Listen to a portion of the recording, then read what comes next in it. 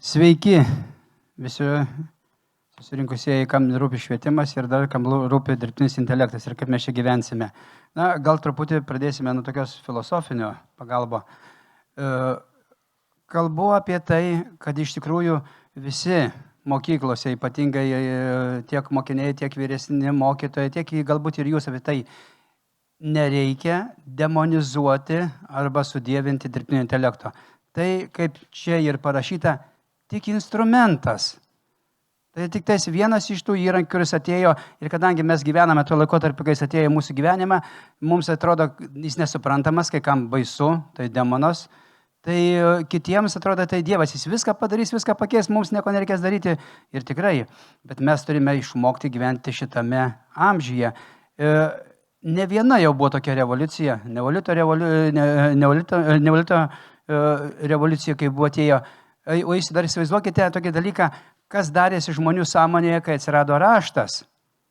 Jūs įsivaizduokite, tai ką man reikalinga atmintis, tai, nes kai viską galiu užrašyti, irgi buvo tragedija. Atėjo spausdinimas, vėl, kaip taip galima, nuvertinti raštą ir visą kitą. Atėjo dabar dar vienas instrumentas. Tai tik tai yra instrumentas, kurį mes turime vienaip ar kitaip galime panaudoti, kuris yra tikrai mums gali būti tiek nauda, tiek žala, tiek grėsmė. Mūsų duomenys iš karto koduojamus, mūsų duomenys sekami, kažkada ištrauksiu, kažkur esu pasakęs, man bus gėda ar kasas, bet tai yra instrumentas ir tai priklauso, kaip mes jį naudosime, kaip bet kurį kitą instrumentą. Ir net iškėliau klausimą, jūs patys išeite, užduokite, paprašykite dirbtinio intelekto įrodyti, kad jisai nėra nei dirbtinis, nei intelektas. Nepasakosiu čia 10 minučių jums, kaip jis man atsakė ir tikrai jis įrodo, kad jis nei dirbtinis, nei intelektas. Tai yra tik žmogaus duomenys, žmogaus sukurtas, jis nieko nepadaro, tik tais duomenys koduoja. Tada vėl susitarimai, ką mes vadiname to intelektu ir kaip einame. Tai pirmiausiai nebijokime jo, o priimkime kaip esantį dalyką. Kitas dalykas - švietimas. Kas darosi švietime? Vaikai nieko neišmoks, vaikai visiškai bus degradavę, jie nieko nesugebės, bet jūs žinote tokią seną filosofinę pasakymą. Tam, kad žinotumai, turi klausti. Tam, kad klaustumai, turi žinoti. Tai internetas tau atsakys ir papasakos tai, bet tu turi žinoti, tu turi mokėti jo paklausti, tu turi mokėti jam užduoti teisingus klausimus. Ir tuos klausimus suformuluoti, o jeigu dar norite kažką gudriau, kad jums sistemą sukurtų, kad jums vaizdus sukurtų, dar jūs daugiau žinoti. Tai kiek tai reikia permastyti mums, ką šiuolaikiniam žmogui, gyvenančiam dirbtinio intelekto amžiuje, reikia iš tikrųjų žinoti. Ir kaip jis turėtų mokytis. Kodėl mes dar visi įsigandę, vaikai ateis kažką tai žinodami nemokės. Kodėl mes dar visi įsigandę prieš 350 metų jau mirusio Komenskio idėjų. Klasė, mokinys, centre mokytojas. Kodėl mes esame to įsigandę? Ir negalime galvoti, kad kitaip galime mokyti vaikus, kitaip jie gali įgyti žinių. Ir tiek asmeninį lygių, visuomenį ir ekonominę tvarką įnešė čia visą kitą, bet esmė tame pergalvokime tai, kas vyksta ir kokiam amžiuje gyvename. Taip, gyvename lūžio amžiuje. Ir toksai pamatinis. O švietimo sistema labai nusistovėjusi, tradiciška. Tai įsivaizduojate, mes vaiką pradedame mokyti kitaip. Mokytojus gal dar įtikinsime, bet tėvus įtikinkite. Jie 12 metų tokioje sistemoje sėdėjo, palaukite. Ir ką pasakė, aš dar dirbau mokykloje tuo metu, kai prasidėjo, kad galima vaikų mokymas vykti ekskursijų būdu, vaikai išvyksta kažką moka. Kokia buvo tėvų reakcija? Mūsų vaikų nieko nemoka. Išėjimas iš mokyklos į muziejus, tai nemokymas, mokymas knyga, lenta ir mokytojas, Komenskis. Tai pasakė ir mes įsigandę. Tai mes turime apie švietimą kitaip galvoti. Ir, žinoma, keisis švietimas, turime keistis ir mes. Ir taip pat labai svarbu, ir šitas elementas yra, kad ateityje galime klestėti, mes galime plačiau veikti pasaulyje, mes galime lankščiai problemas spręsti ir keisti savo mąstymą. Taip, dar kartą ryšį prie pirmos minties, įsisąmoninkim pirmiausiai filosofinių savo sąmonės lygių. Tai tik instrumentas ir mes turime jį išmokti naudoti. Naudoti atsakingai, kai bet kurį peilis yra geras instrumentas, bet jeigu nesargiai elgsimės, jisai gali labai sužeisti ir mane, ir kitus. Ir lygiai taip pat ir dirbtinis intelektas. Jeigu mes nesilaikysime etikos principų, jeigu mes nesilaikysime duomenų apsaugos, Taip, jisai gali mūsų sužeisti ir grįžti labai skaudžiai, bet tai yra tik instrumentas ir mes turime išmokti. Todėl ministerija ir galvojo, tas instrumentas yra mokykloje. Net jau Talio tyrimas parodė 24 metų, kad jau 39 mokytojai 24 metais jau naudojo, dar taip plačiai nekalbėjome, kad yra toks dalykas. Jau naudoja tas dalykas, atėjo visuomenė, tas ChatGPT atėjo pirmonė negu bet kas, jau vaikai pradėjo naudoti. Visuomenės nuomonės apklausa jau kalba, kad 85% vaikų naudojasi. Tai, bet sako, jisai apgaudinėja, neteisingai sako, bet ar teisingai sako, jūs taip pat nežinote, kiek mokinių, ypatingai iki 15 metų paaugliai įima informaciją, žinot iš kur? TikToko. Ir pabandykite tėvams, sakėm vaikams, įtikinti, kad TikTokas ką parodė, kažką tai, ką sukūrė, kad nėra. Tai štai, dirbtinis intelektas mokyklose yra ir negalime mes kaip švietimo ministerija į tai nekreipti dėmesio. Mes negalime ignoruoti to, kad mokytojų skundų, kurie bijo to demonizuoja tą dirbtinį intelektą.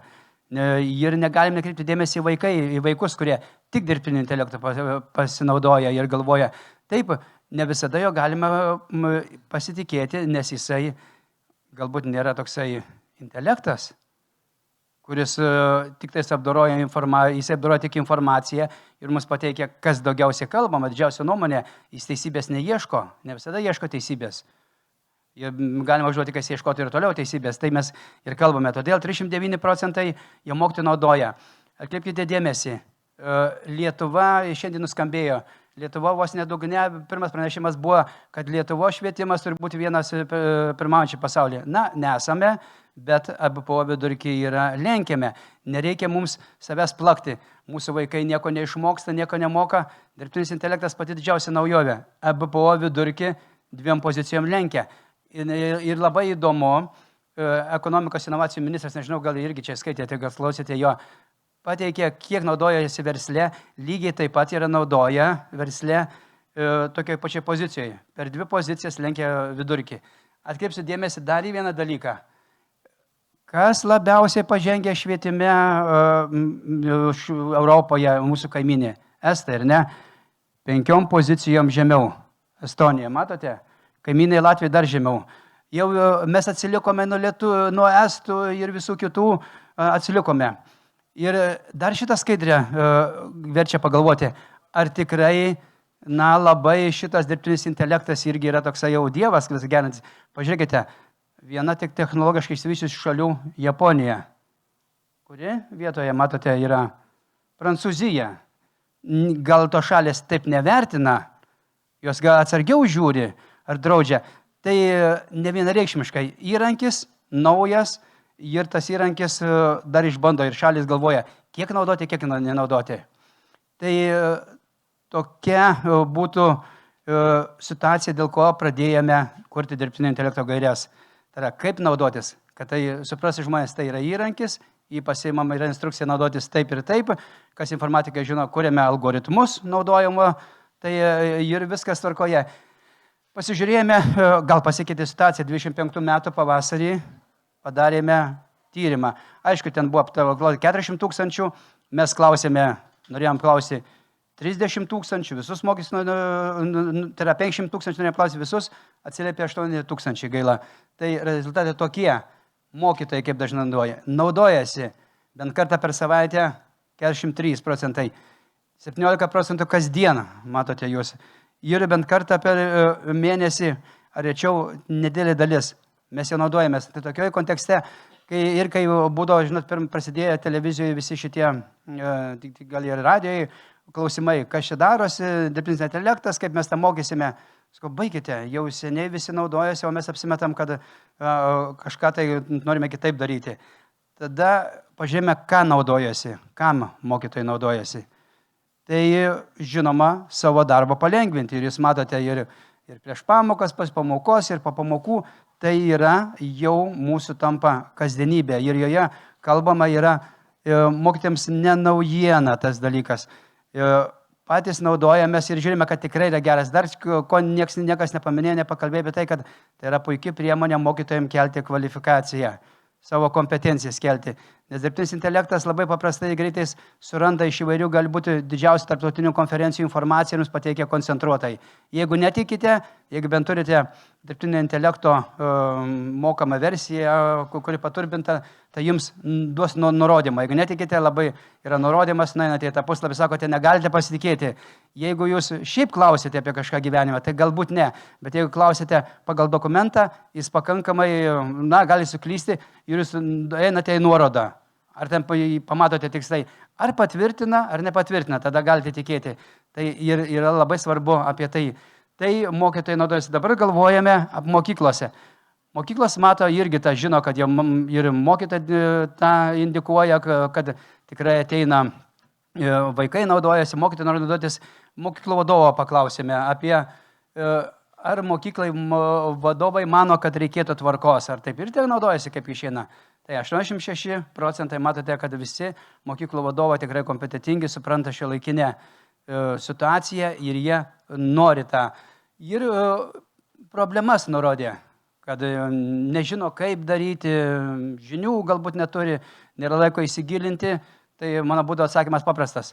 Paklauskite dirbtinio intelekto, pasikimkite generatyvinį dirbtinį intelektą ChatGPT ar kitą versiją, užrašykite klausimą, jums iš karto atsakys.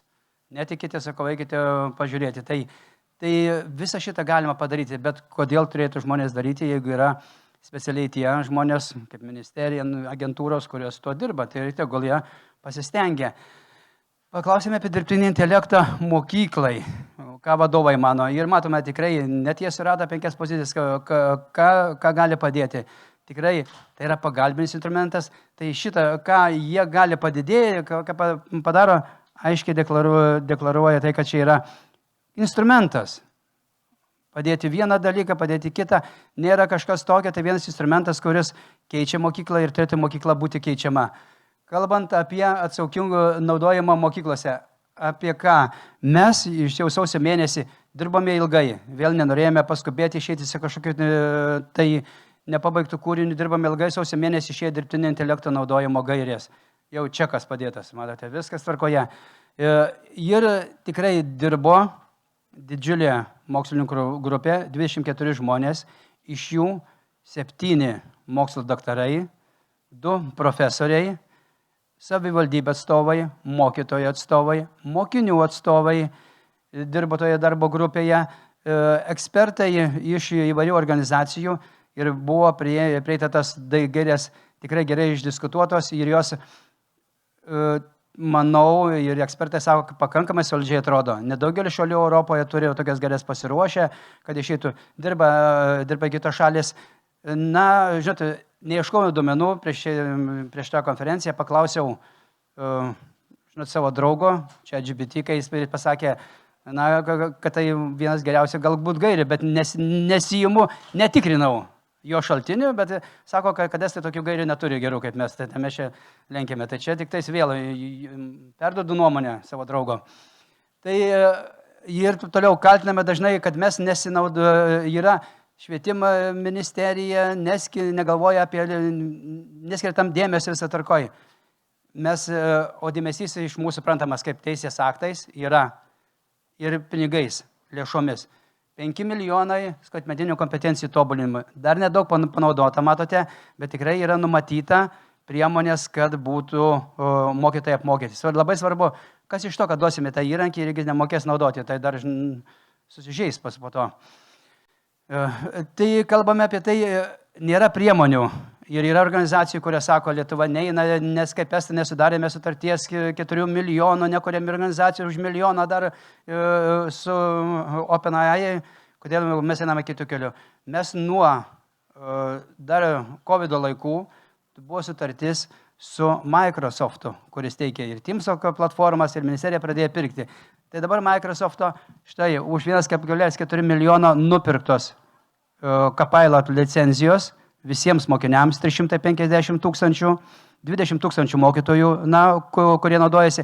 Visose mokyklose yra tai. Ir jeigu jūs nesinaudojate, ar jūsų administratorė nepasakė, tai yra. Ir tas yra nupirkta. Jeigu jūs norite naudoti kitas įrankius mokyklose, galite, yra skaitmeninė lėšų skiriamos, galite daryti. Bet šitos licenzijos visiems vaikams nupirktos 200 000 mokytojų. Jeigu reikės, bus dar nupirkta. O dažnai tai spekuliuojama, kad ministerija nekreipia dėmesio, investuoja. Tai priemonėm ir didaktikos tyrimai. Mes sakome, kaip mokyti. Aš čia pakalbėjau, kad kitaip mokyti, kitaip daryti, jau Komenskis paseno ir visa kita, bet dabar kaip mokyti. Tai mes už 2 milijonus yra moksliniai tyrimai ir mokslininkų komandos labai solidžios VDU, pirmiausiai ir ruošia, ir KTU, ir Klaipėdos universitetas dirba su tuo ir ruošia programas. Tai pažiūrėkime. Nieko nedaro ministerija, 8,5 milijono įdėta ir tai kas metai toliau investuosime į tai. Tai žiūrėkite, dirbtinio intelekto gairėse labai aiškiai apibrėžiama, bandome apibrėžti. Tiesa, dirbtinio intelekto gairės tai yra neprivalomos kol kas, kol dar nėra šalies dokumentų tam skirtų, tai yra rekomendacinio pobūdžio. Mes mokykloms pasakome, kaip turėtų būti, kokiais principais galėtų būti tos dirbtinio intelekto taisyklės kuriamas. Mokyklos pačios, turėdamos šitas gairias, gali susikurti savo taisyklės, kaip jos naudotis. Tai yra, kokius įrankius naudoti, kada naudoti, kaip naudoti, ką tos įrankiai gali duoti mokytojams, jau matė mokytojai jau susakė, dar tik nepaminėjo apie tai, kad gali labai gerai kvalifikaciją kelti, o mokiniams tai nepamainamas dalykas. Ne visiems mokiniams mokytojas gali išaiškinti kiekvieną sunkią temą. Paprastais pavyzdžiais pagal mokytoją, mokinio amžių jam duos atsakymus ir kaip į tas pras vieną kitą temą. Gali duoti užuominas, kaip sukurti kokio rašinio, tarkime, struktūrą. Jisai nežinomas, užsienio kalbos žodžius išversti gali padėti, diferencijuoti ir mokytojas taip pat gali diferencijuoti. Tai apie tai visą kalbame, kad ir svarbiausiai, kai reikia ieškoti informacijos, atlaisvina nuo rutinos. Tai žinote, reikia man kažką tai išnagrinėti keletą pavyzdžių ir aš jeigu 2 valandas ieško tų pavyzdžių, numoju ranką, tai nagrinėjimo į viskas pavargstu. O šiuolaikiniai vaikai labai mėgstami pavargsta. Geriau tik to, ką pažiūrėti ir informacijas pasisemti. Tai labai pagrindiniai principai, kad turi būti etiškas, atsakingai, laikantis duomenų apsaugos reikalavimų, turi būti nenaudojamas tokie dirbtinio intelekto įrankiai, kurie gali žmogaus emocijas atpažinti, gali žmogus sekti ir turi būti naudojamas svarbiausiai tik tais tenais, kai tikrai mes matome naudą, kurią duoda ugdymusi. Diferencijavimas, personalizavimas, kur matome tikriausią, geriausią naudą visiems vaikams ir kad rezultatai būtų geresni.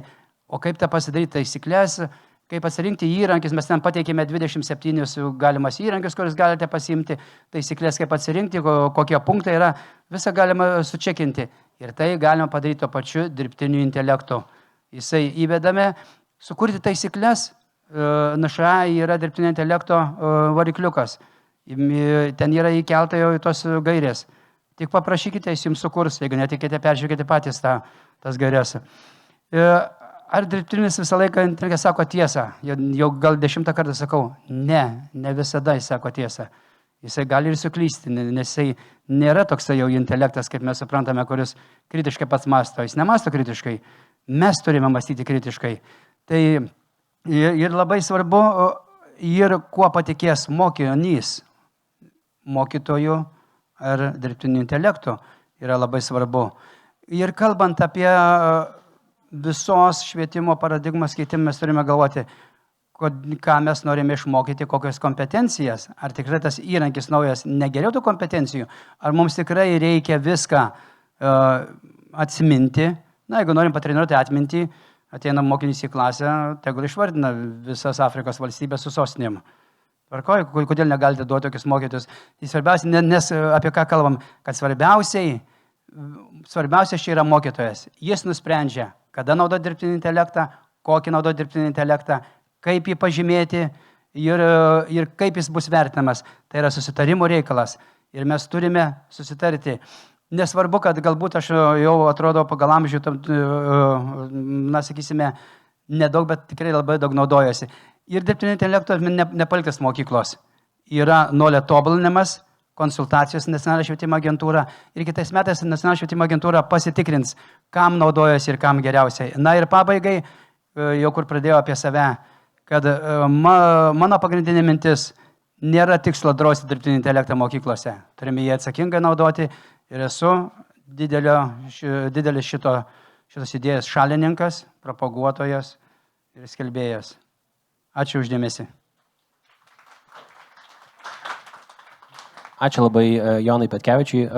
Aš gal tik tai galima labai greitai tokį trumpą komentarą paklausti noriu tiesiog jūsų. Toks ganėtinai globalus klausimas, bet galvoju, gal ir jums surezonuos, man tiesiog įdomu.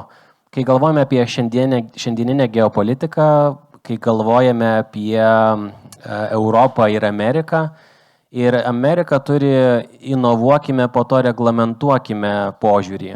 Europa turi reglamentuokime, po to inovuokime požiūrį.